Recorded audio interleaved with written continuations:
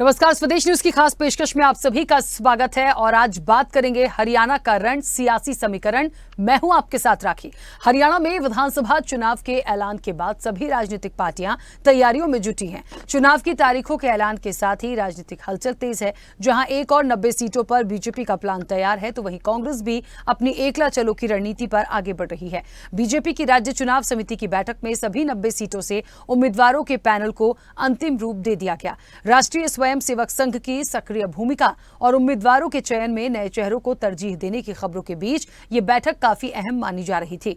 भाजपा की इस बैठक में कई मौजूदा विधायकों और मंत्रियों के टिकट कटने की संभावना जताई जा रही है। सूत्रों के अनुसार आरएसएस ने अपने सर्वे और रणनीति के आधार पर लगभग 60 सीटों पर नए चेहरों को उतारने का सुझाव दिया है, खासकर उन सीटों पर जहां भाजपा पिछले 2 चुनावों से जीत दर्ज नहीं कर पाई है। हालांकि भाजपा जीतने वाले फॉर्मूले पर टिके रहना पसंद कर रही है, तो वहीं कांग्रेस हरियाणा में सपा या आप से गठबंधन के मूड में बिल्कुल भी नहीं है। लोकसभा चुनाव में अच्छे प्रदर्शन के बाद कांग्रेस के हौसले बुलंद हैं। इस बीच कांग्रेस महासचिव कुमारी शैलजा ने चुनाव में अकेले उतरने के संकेत दिए हैं। उन्होंने चुनाव में आम आदमी पार्टी के साथ गठबंधन की संभावना से इंकार किया और कहा कि उनकी पार्टी खुद में मजबूत है, अपने दम पर चुनाव लड़ेगी। 13 अगस्त को हरियाणा के पूर्व मुख्यमंत्री और कांग्रेस के वरिष्ठ नेता भूपेंद्र सिंह हुड्डा भी कह चुके हैं कि हरियाणा के विधानसभा चुनाव में आम आदमी पार्टी के साथ गठबंधन के बारे में कोई चर्चा नहीं है।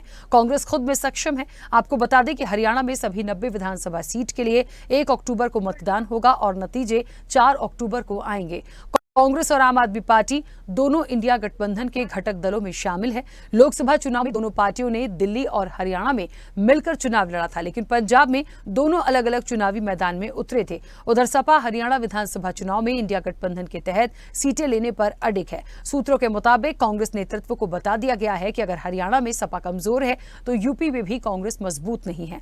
राजनीतिक सूत्रों का मानना है कि कांग्रेस ने यूपी के उपचुनाव में 3 से 5 सीटें मांगी हैं, तो सपा ने हरियाणा और महाराष्ट्र में दावा ठोका है। सपा का कहना है कि हरियाणा में 11 सीटें यादव बहुल और 7 सीटें मुस्लिम बहुल हैं। इनमें से सपा 5 सीटें मांग रही है। दूसरी ओर आपको यह भी बता दें कि कांग्रेस की हरियाणा इकाई के नेता सपा को साझेदारी के तहत सीट देने के लिए तैयार नहीं है। उनका कहना है कि यहां सपा का जनाधार ही नहीं है। आपके साथ गठबंधन के बारे में हुड्डा ने कहा कि हमारा समाजवादी पार्टी के साथ भी गठबंधन है, लेकिन ये केंद्रीय स्तर का गठबंधन है, राज्य आधारित नहीं है। हरियाणा में हमारा कोई गठबंधन नहीं है। राष्ट्रीय स्तर पर हमारा सभी दलों के साथ गठबंधन है, लेकिन राज्य स्तर पर ऐसी कोई चर्चा नहीं है। कांग्रेस अकेले चुनाव लड़ने में पूरी तरह से सक्षम है। हुड्डा ने कहा है कि आगामी चुनाव में मुख्य मुकाबला कांग्रेस और भाजपा के बीच है। आगामी चुनाव के लिए इनेलो बसपा गठबंधन पर टिप्पणी करते हुए उन्होंने कहा कि लोकसभा के नतीजों ने साफ तौर पर दिखा दिया है कि मुकाबला कांग्रेस और भाजपा के बीच है, जिसमें वोट काटने वालों के लिए कोई जगह नहीं है। तो जाहिर तौर पर देखिए, एक बात बहुत स्पष्ट है कि हरियाणा विधानसभा चुनाव जो है वो बहुत दिलचस्प होगा। 2019 के आंकड़ों को उठाकर देख लीजिए तो कांग्रेस ने बढ़त बनाई थी। क्यों बढ़त बनाई? क्योंकि 2014 में उतनी बढ़त के साथ नहीं थी, लेकिन 14 के बाद 19 आता है, 19 में वो बढ़त दिखती है। और इस बार ऐसा लग रहा है कि यदि गठबंधन नहीं होता है और अपनी ही ताकत के साथ अकेले मजबूती के साथ चुनावी मैदान में उतरेंगे तो क्या उतनी ताकत दिखाने में सक्षम हो पाएंगे? सभी राजनीतिक दल को आप देख लीजिए, चाहे आम आदमी पार्टी को देख लीजिए, समाजवादी पार्टी को देख लीजिए, कांग्रेस को देख लीजिए, सभी इस राह पर हैं कि इस बार जो है पूरी ताकत के साथ सभी सीटों पर चुनाव लड़ा जाएगा। तो कितना क्या होगा और क्या कहते हैं समीकरण, इसी पर चर्चा को आगे बढ़ाएंगे। हमारे साथ मेहमान जुड़े हैं। सबसे पहले आपका परिचय कराएंगे, लेकिन उससे पहले कुछ प्रतिक्रिया है वो आपको सुनाते हैं। आने वाली सरकार कांग्रेस पार्टी की सरकार बनाएगी। आप देखो, हाईएस्ट वोट शेयर है हमारा इंडिया में, इंडिया अलायंस का, और 10 पार्लियामेंट्री क्षेत्र हैं। 10 की 10 में बीजेपी का वोट शेयर कम हुआ है, कांग्रेस का वोट शेयर ज़्यादा हुआ है। इसी प्रकार से 90 असेंबली सेगमेंट से 90 की 90 में कांग्रेस का वोट शेयर बढ़ा है और बीजेपी का घटा है। तो ये एक संकेत होते हैं लोगों को, जिस हिसाब से जो हमारे कार्यक्रम चल रहे हैं पार्टी के, हिसाब मांगो हिसाब, और हाथ से हाथ जोड़ो, घर घर कांग्रेस, उसमें जो समर्थन मिल रहा है, जन समर्थन मिल रहा है, उसके आधार पर मैं कह सकता हूं कि लोगों का मन कांग्रेस की सरकार का है।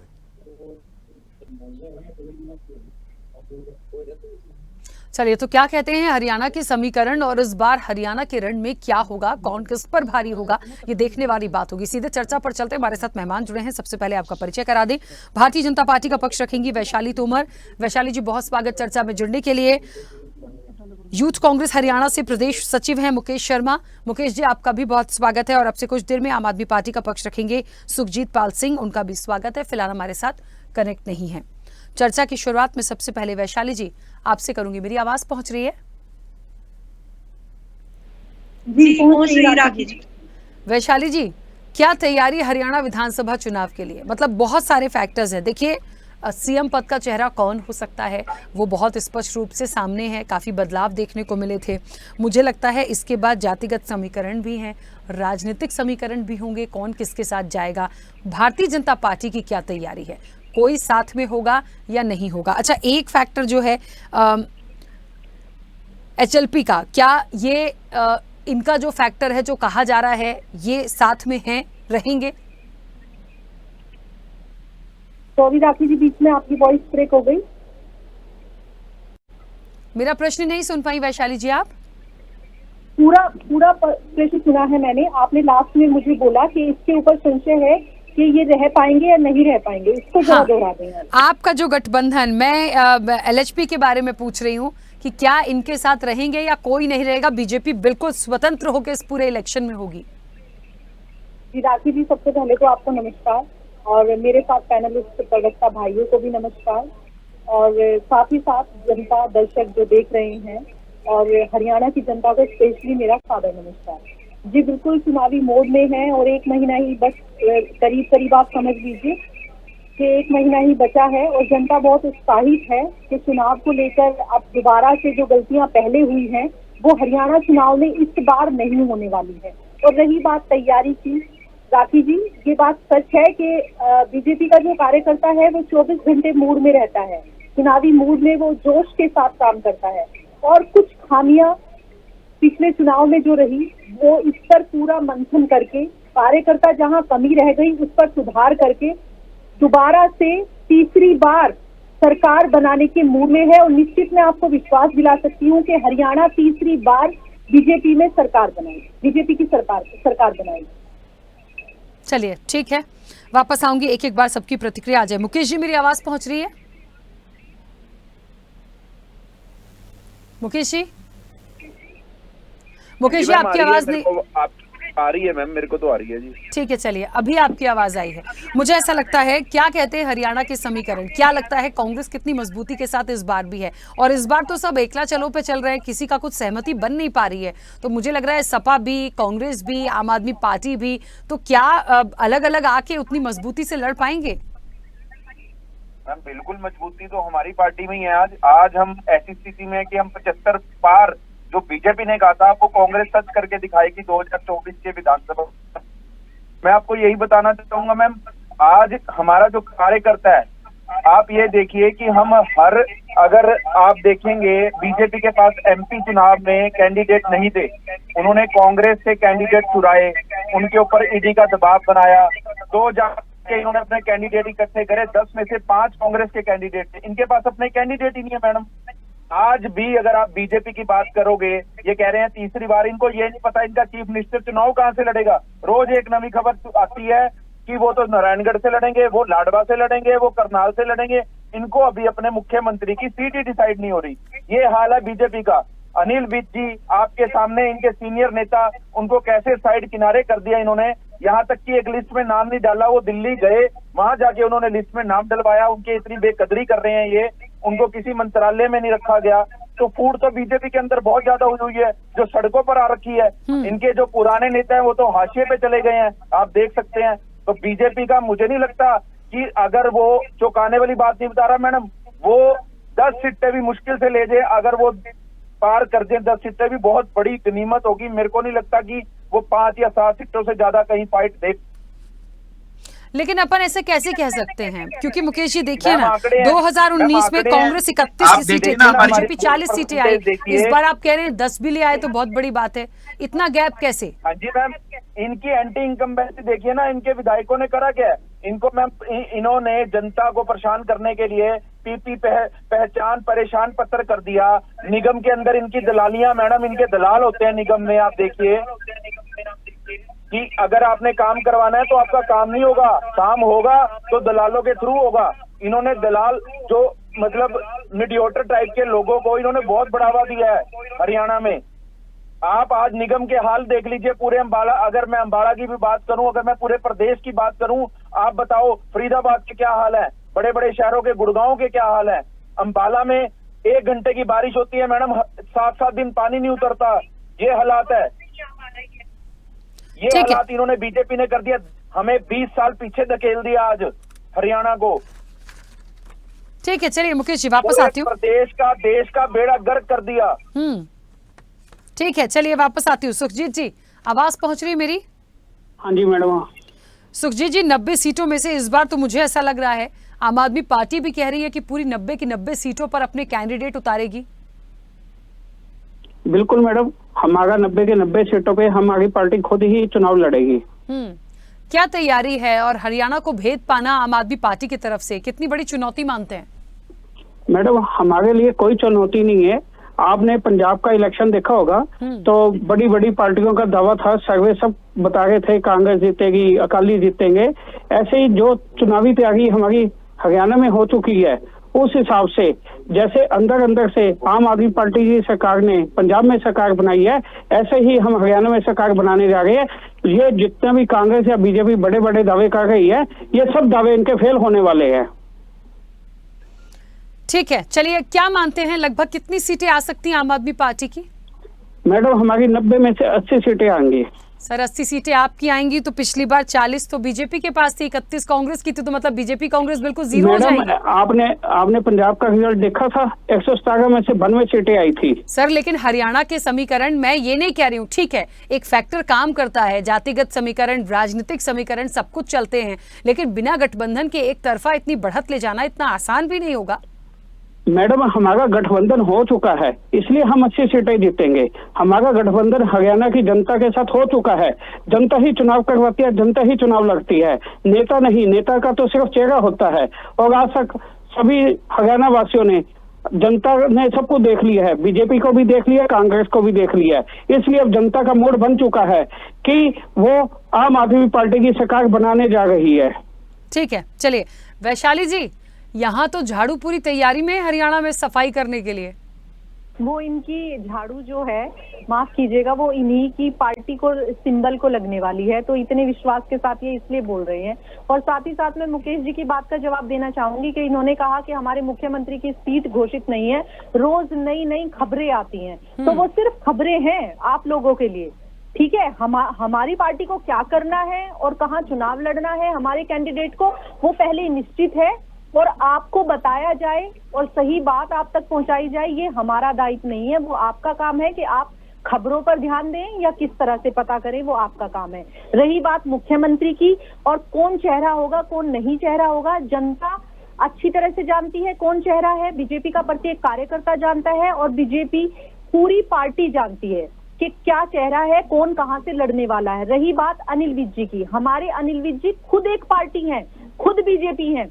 बीजेपी कोई ऐसी पार्टी नहीं है आपकी तरह कि कभी भी आपने कहा कि हमारे पास कैंडिडेट नहीं थे लड़ने के लिए। हमारा प्रत्येक कार्यकर्ता, हमारे पास वो कैंडिडेट है कि मोदी जी अगर आज भी अनाउंस कर दें कि ये कैंडिडेट जो मंडल अध्यक्ष है, मंडल मंत्री है या एक मंडल का कार्यकर्ता भी है, उसको भी चुनाव लड़ने के लिए कह दें, तो पार्टी लड़ाती है हमारे यहाँ चुनाव। हमारे यहाँ कार्यकर्ता नहीं लड़ता, ना कार्यकर्ता की इच्छा होती है। कार्यकर्ता इसको सिर्फ दायित्व को जिम्मेदारी समझता है, चाहे उसको जिम्मेदारी मिलती है तो वो बड़े अच्छे से काम करता है, नहीं तो हमारा बीजेपी का प्रत्येक कार्यकर्ता खुद ऐसे काम करता है जैसे वो विधायक है। हमारी पार्टी में मुख्यमंत्री बनने तक भी पार्टी के कार्यकर्ता को ये नहीं पता होता है कि वो आगे चल के मुख्यमंत्री की शपथ लेगा। लेकिन आपने देखा कि किस तरह से अंतिम व्यक्ति में बैठा हुआ, लाइन में पंक्ति में बैठा हुआ व्यक्ति भी कैसे मुख्यमंत्री बन जाता है। ये सिर्फ और सिर्फ बीजेपी में ही संभव है, आपकी पार्टी में नहीं है कि मुख्यमंत्री बनने के बाद तो सिर्फ उसका बेटा ही उस दायित्व को संभालेगा।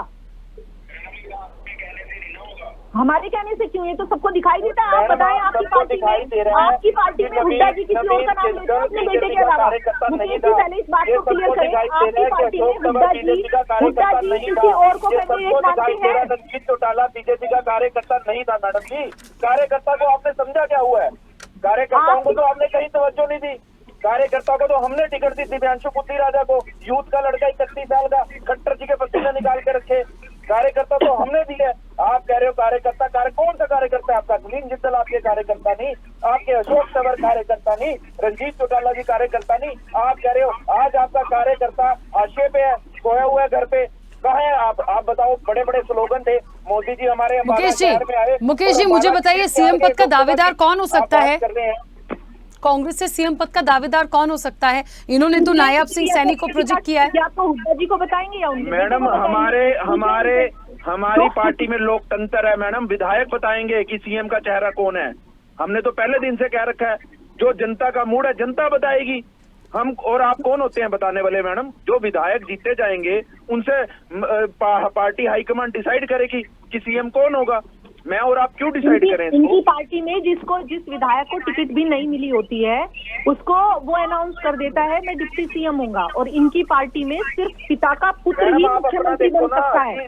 कोई अन्य व्यक्ति मुख्यमंत्री नहीं बन सकता। अपना इतिहास उठा के देख लें आप। पता भी नहीं था या उनको अपना इतिहास उठा के देखिए, दूसरों को उठाने से पहले अपना इतिहास पता कर लें। लेकिन मुझे नहीं बताया गया कि आज मेरा इस्तीफा लेके नायब सिंह सैनी जी को मुख्यमंत्री। चलिए, मुझे ऐसा लगता है आप लोगों के इस झगड़े से ज्यादा महत्वपूर्ण मुद्दे होंगे। अब हरियाणा में यदि सबसे बड़ा मुद्दा उठा के देख लीजिए तो देखिए, जातिगत समीकरणों को तो एक तरफ रखिए, मुझे बताइए 2019 से 24 के बीच में किसान आंदोलन एक बड़ा मुद्दा रहा है और अभी भी है। तो ये मुद्दा इतना बड़ा है कि ये पूरी सत्ता को पलटने की ताकत रखता है। उनके लिए क्या सोचा है?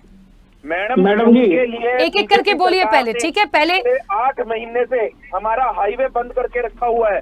अगर आप देखें, एक नेशनल हाईवे जो देश का एक काला इतिहास ये बीजेपी सरकार ने रचा हुआ है कि हमारे अंबाला का एशिया की सबसे बड़ी कपड़ा मार्केट खत्म करने का काम किया। आज 15-15 दिन की सैलियां काटी जा रही हैं, 15 दिन दुकान बंद रहती है। हमारा व्यापार खत्म हो गया है, अंबाला का व्यापारी खत्म हो गया है। किसान 8 महीने से बैठा हुआ है सड़क पे, बारिश हो, तूफान हो, गर्मी हो। मुकेश जी बीच में रोक रही हूँ, 1 मिनट रुकिए। सुखजीत जी, किसान बड़ा मुद्दा है। देखिए मैडम जी, जो एमएसपी का मुद्दा है किसानों का, बिल्कुल जायज मुद्दा है। सभी सरकारें देखो, पहले कांग्रेस की भी सरकार रही, अब बीजेपी की भी है, सेंटर में रही, दोनों की सरकार। हमारी आम आदमी पार्टी की सरकार नहीं आई है। तो ये जो किसानों का मुद्दा ये सुलझना चाहिए। अभी जैसे अंबाला में किसानों का मुद्दा चल रहा है, शंभू बार्डर बंद है, व्यापारी को अंबाला में कपड़ा मार्केट एशिया की सबसे बड़ी कपड़ा मार्केट है और वहाँ रेडी फडी वाले भी बैठे हैं। तो आप देखिए ना कि कितना लोगों का नुकसान हो रहा है। जो ये किसान आंदोलन है इसको सरकार कोई क्यों नहीं खत्म करती? इस मुद्दे के ऊपर राजनीति नहीं होनी चाहिए। इस पे जो समस्या का समाधान होना चाहिए जिससे हमारा व्यापारी वर्ग भी अपना सुखी हो सके, सुरक्षित हो सके। तो इनके समाधान के लिए भरोसा जीतना होगा ना। वो भरोसा तो आप लोगों को ही जीतना है। जो भरोसे की बात करता है वही तोड़ देता है। किसान जहाँ थे वहीं के वहीं बैठे हैं। ऐसा मैडम, जब पहले दिल्ली में सिंधु बॉर्डर पे था तो उस समय आम आदमी पार्टी ने किसानों को पूरा सपोर्ट किया था। अब भी हम किसानों को पूरा सपोर्ट कर रहे हैं। ये हरियाणा वाले रास्ता खोले, दिल्ली के रास्ते खुले हैं किसानों के लिए, तो ये हरियाणा वाले का रास्ता क्यों नहीं खोलते? ठीक है, चलिए वैशाली जी, बड़ी उम्मीदें हैं और मुझे लगता है पहले भी ये तमाम चीजें आई हैं। मैं फिर से कह रही हूँ, इस बार भी किसान आंदोलन जो है एक बड़ा मुद्दा होगा विधानसभा के लिए तो सबसे ज्यादा। देखिए, जो बीजेपी सरकार ने किसानों के लिए किया है वो कभी कांग्रेस सरकार ने किया ही नहीं। कांग्रेस के राज में 500 रुपए पेंशन मिलती थी और वो भी कई कई महीनों तक पेंडिंग रहती थी। आज प्रत्येक व्यक्ति के उसमें अकाउंट में, खातों में घर बैठे हर महीने की अंतिम तारीख को पेंशन पहुंच जाती है, किसान सम्मान निधि पहुंच जाती है, सभी फसलों पर एमएसपी दी गई है। आप इनसे पूछ लें कि इनकी सरकार जहां है, जिस राज्य में इनकी सरकार है, इन्होंने कितनी फसलों पर एमएसपी दी हुई है, इन्होंने कितनी ओबीसी की बात करते हैं तो इन्होंने ओबीसी का भी बजट काट दिया है, कितना ही किसानों की बात करते हैं तो कितना किसानों के लिए इन्होंने नीतियां निकाली हैं, कितनी व्यवस्थाएं इन्होंने किसानों के लिए की है। कुछ भी नहीं किया है। ये सिर्फ राजनीति करते हैं मैडम। जैसे चाहे आप खेल को उठा के देख लीजिए, विनेश फोगाट जी के अलावा इन्होंने किसी अन्य खिलाड़ी का सम्मान नहीं किया। इन्हें किसी भी तरह से, अब आप देख लीजिए जब चुनाव का टाइम होता है तब ये इस तरह के मुद्दे उठाते हैं। चुनाव मैडम, ये अभी चुनाव का मुद्दा नहीं है, ये लगातार कई सालों से मुद्दा चलता आ रहा है। मुझे अपनी बात पूरी करने दें। देखिए, मुझे लगता है आपकी बात में बिल्कुल भी नहीं ये बोली सारी बातें इस इलेक्शन के बीच में आएंगी, लेकिन सबसे बड़ा महत्वपूर्ण मुद्दा मैंने किसानों का इसलिए कहा कि यदि अभी भी सब कुछ किया गया उनके लिए तो उनको इस तरह से बॉर्डर पर और प्रदर्शन में नहीं होना चाहिए। ये आप लोगों को समझना है, वक्त है थोड़ा सा, बहुत ज्यादा तो नहीं है, लेकिन तैयारियां तो शुरू हो गई हैं, डेट्स तो सामने आ चुकी हैं, तो उस पर देखिए मजबूती से कैसे काम करना है। और फिर जनता से बड़ा तो कोई है ही नहीं, तो देखेंगे आने वाले समय में क्या होता है। फिलहाल क्योंकि समय हो गया, मुझे इस चर्चा को यहीं रोकना होगा। आप सभी का बहुत शुक्रिया इस चर्चा में जुड़ने के लिए। तो हरियाणा का रण सियासी समीकरण बहुत कुछ कहते हैं। देखिए, जाट और गैर जाट जातीय समीकरण के हिसाब से बहुत सीधा सा गणित है, और यदि आप राजनीतिक समीकरण देखेंगे तो सब लोग एकला चलो की बात कर रहे हैं, मतलब सब अपनी मजबूती की बात कर रहे हैं, किसी को किसी का गठबंधन नहीं चाहिए। आम आदमी पार्टी भी 90 सीटों पर पूरे कैंडिडेट उतारने की बात कर रही है। तो जो भी होगा, बहुत दिलचस्प हरियाणा का ये रण देखने को मिलेगा। चर्चा में इतना ही। बने रहिए स्वदेश न्यूज के साथ। सबसे पहले देश।